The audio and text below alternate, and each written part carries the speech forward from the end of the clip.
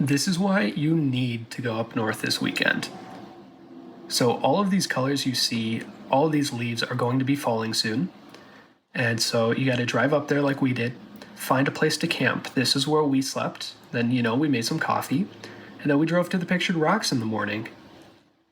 We got ready for a short hike. Just kidding, it was almost 14 miles, but it wasn't too difficult. Pretty easy. The views were definitely worth it, and it was really cool to see this area that got hit by a tornado. Then at the trailhead, we made some grilled cheese.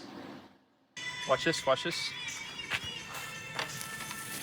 And then we got settled into our second camping spot. This is where we slept.